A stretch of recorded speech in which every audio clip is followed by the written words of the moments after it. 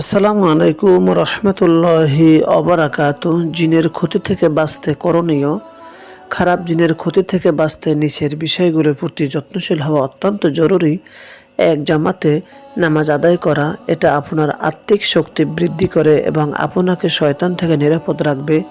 2, গান বাজনা, নাটক, সিনেমা এবং সব ধরনের যাবতীয় তথাকথিত বিনোদন থেকে বিরত থাকা।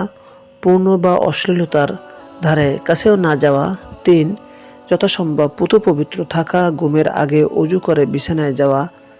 4, সব কাজে বিসমিল্লাহ বলা, বিশেষ করে ঘরে ঢুকে এবং বের হতে, খাবারের সময় এবং অন্ধকারে কিছু করতে, ওপর থেকে কিছু ফেলতে। 5, অহেতুক কুকুর, বিড়াল, সাপ না মারা।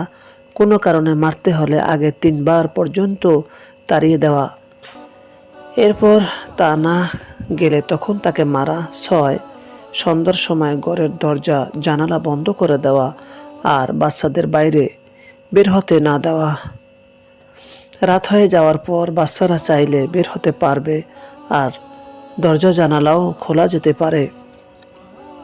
7, কোনো সুড়ঙ্গে বা গর্তে প্রস্রাব না করা, এ ব্যাপারে পরিষ্কার নিষেধাজ্ঞা আছে। 8, ঘরে প্রবেশ এবং বের হওয়ার সময় দোয়া পাঠ করা। দোয়া না জানলে অন্তত বিসমিল্লাহ বলা। 9, বিসমিল্লাহ বলে দরজা জানালা বন্ধ করা। রাতে ঘুমানোর সময় দরজা বন্ধ করে রাখা। 10, স্ত্রীর সহবাসের পূর্বে অবশ্যই দোয়া পাঠ করা। 11, টয়লেটে ঢোকার সময় দোয়া পাঠ করা। 12, প্রতিদিন সকালে এই দোয়াটা পড়বে। লা ইলাহা ইল্লাল্লাহু আহদাহু লা শারীকা লাহু লাহুল মুলকু ওয়া লাহুল হামদু ওয়া হুয়া আলা কুল্লি শাইইন কদির। এই দোয়াটা বেশি বেশি আমল করবে।